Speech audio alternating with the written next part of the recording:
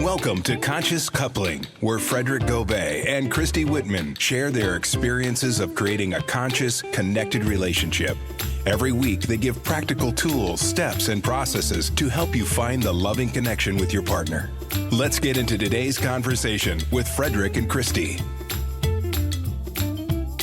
Hi, this is Christy Whitman. Welcome back to Conscious Connected Coupling, and he is Frederick Gobet.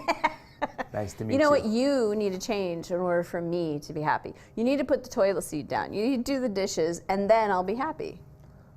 Oh my God, such a nagging wife. What do I need to do in order to please you? You know, like we said, nothing that I do is right. You know that we said in the last episode, if the wife ain't nagging, that's when you got to be worried. So today we are going to be talking about one of the things, the misperceptions in most couples is that if you would just do something different, if you would just make more money, I'd feel secure. If you would just take better care of the kids, then I would be happy. If you would just, what? Repair the house. Yeah, do your lists on the honeydew list. All right. If you would just do those things. Just take care of the honeydew list. Then I'd be happy. I'd be happy. And then it goes on and more stuff. And there's always a condition. And you know what? We're doing is we're putting our own happiness, our own emotions in the hands of somebody else that can't do anything about our emotions. So when I used to come from that place, if you would just do something, no matter how many dishes he did, I still wasn't satisfied. I remember this one time when the kids were young. Alex must have been maybe 3 years old. And I got all dolled up for dinner, with him. And I came out of the bathroom and I didn't take the time to connect with myself and connect with my, with my own beauty or fill myself up. And I went to him and I'm like, so? And he goes, you look nice. And I'm like, nice? Nice? And he goes, what do you want me to do? Be flamboyant? And go, oh my God, you look fabulous. And I'm like, yeah, that'd be nice. And so it was like, nothing he was going to do or his reaction was going to be enough for me. But the funny part is 2 seconds later, our little 3-year-old son comes running in our bedroom, and he goes, oh, ooh, I like that. So she got the reaction that she wanted. If it wasn't from him, I'll get it from someone else. No, but honestly, it's like I wasn't in that place to fill myself. Now it's like if I get ready, I'm not looking and needing. I'm not hungry for him to compliment me or to tell me I'm beautiful or to tell me I'm whatever, because I know it myself, because I feel good within myself. I'm responsible for my own thoughts. I'm responsible for my own feelings. And my feelings are not a we. There's things in our relationship that are a we, that are an us, but our feelings, our own individual consciousness is not one of those things. And so whenever we're looking at our partners to say, you need to change in order for me to feel this way, we're in the drama triangle. It's a clear sign that we're in the drama triangle because we're a victim, we're wanting him to rescue. And it doesn't mean that we can't talk to each other. Right. Let's not talk to each other, you're fine, you should do your work so that you could be happy, and I'll do my work on my side and I'll be happy. That's not the case. It's learning to talk to each other, but without, as you say, without having to rescue the other one, without having to say things that the other one you think might want to hear. When you could stay yourself in that situation. She was asking me, I was honest with her, she looked beautiful, she looked very nice, that's what I said. And it wasn't a off the chart kind of reaction that she would have liked to have. So it was just me, Frederick, being myself, being just calm and aligned. Yeah, but you were a tempered down version of yourself. So it was like, yeah, you look fine. Now you're like, baby, you're beautiful. Like you come out more because there's more of you that is available to come out. But I also don't wall blocking. But I also don't need that anymore. And that's the whole point, is that if we're looking towards our partner to fulfill, like we need him or her to be that support because we feel empty, we don't feel supported, and aligned with our own life partner, our divine self, when we know that this is our ultimate support, this is our ultimate stream of love, this is our connection and our source of whatever, abundance, prosperity, joy, whatever it is, then we have energy filled up within ourselves, and then we can give and then also receive. But most of us look towards our partner to be our provider, to be our source, to be our protector. You know, we look for that partner to be it all. We talked about that on another episode, that it's not your partner that is your all. It's your divine self. And that's funny because you It is funny. I brought up the Funny, the haha. wall Funny, inside. haha. Like I'm the music. Can I say something? Sure. Like I'm a clown. Like I'm music. And time out.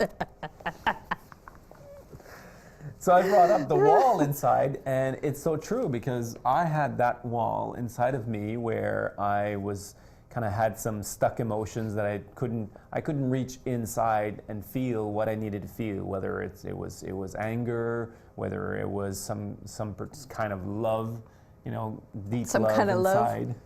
Deep love inside. I couldn't feel those emotions because I had that wall inside. And when I started doing my own growth, what happened is I could see more of what was inside, and I was able to kind of put that wall, you know, out.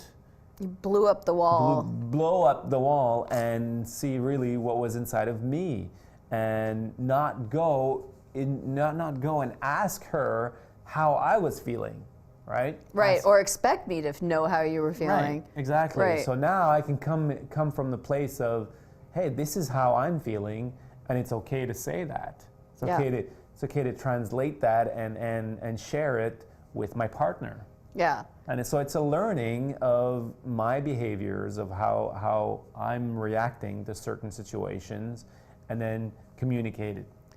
So, you know, here's the fallacy, right? Like when people get married, it's like it's now our life. We're now one. No, we're not. I'm still my own breathing, separate. He didn't. When I took a breath, he did not take a breath, right? It's like we're not breathing for one. I'm connected to my life force, the divine that's breathing me, that's beating my heart, my soul. He's got his, and then we get to connect and share together and be in a relationship and, you know, have this energy exchange. So we may have, it's our house that we live in, it's our bed that we share, it's our kids, it's our dog, it's our life, however you want to say, it's our vacation we're going to go on, it's our mortgage, it's our car, whatever. But what is not ours is how I think. I'm not responsible for how he thinks. I'm not responsible for how he feels. And he's not responsible for how I feel. So when I say you need to change in order for me to be happy, that's not his responsibility. I can choose to be happy. Well, no, but if he's still doing this thing, then you're not happy. But who's ultimately in charge or responsible for your own happiness? You can still be happy and then request. I can still find fulfillment and happiness and still say, you know, I really prefer that the dishes be out of the sink. But it doesn't mean like it used to in the day that, oh my God, when he leaves dishes in the sink, it's disrespectful, he doesn't love me. Right, it pisses me off, I'm so upset, he's doing that to annoy me, yeah. Right, it's so passive aggressive. There's no meaning into it. Exactly. So I can still be connected to my happiness even if the dishes haven't been done. And I can then say to him, because there's times when he, you know, cooks the dinner or whatever and then rushes the kids off to soccer or goes to the bathroom or does whatever, and there's dishes that are there and hasn't been cleaned up, and I'll come out from teaching and he's like, I got the dishes, or I'll say, hey, what's this? And he's like, I'm on it, right? But it's not like, oh, you need to do this, now I can't be happy. Right? Unless you behave a certain way, unless you think a certain way, unless you fill me up a certain way, then I can be happy. And that's one of the things that we have to understand is when we're doing that, when we're having that expectation, we're in the drama triangle. So in order to get out of the drama triangle, we have to be able to understand that we are the ones responsible for our own feelings. Somebody else cannot rescue us. And when we're assigning our emotions outside of ourselves, it's because of that person, we're then making somebody else the persecutor and we're the victim. So the way out of the drama triangle is choices. And we're giving our power away. Correct. That's another important thing. Absolutely. Like you want to be aligned with yourself, so you want to have your own power in order to say things in a mature, again, in an adult way, so that it doesn't come out like a child kind of crying and whining. No whining. No whining. No whining in an adult.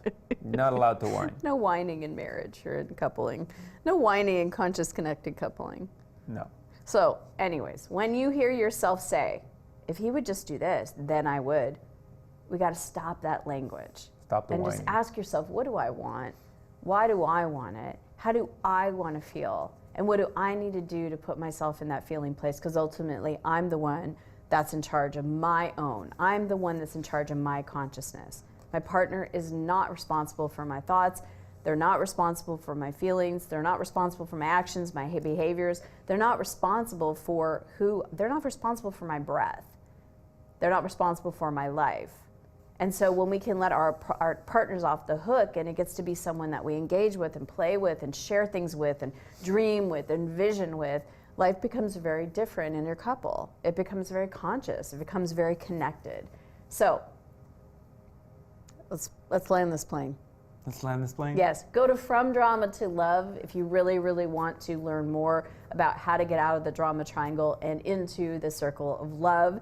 And next episode, we will be talking about emotional intelligence, which is really on the heels of what we're talking about today. So, yeah, important stuff. Just know that if you don't watch it, I'm not going to be happy.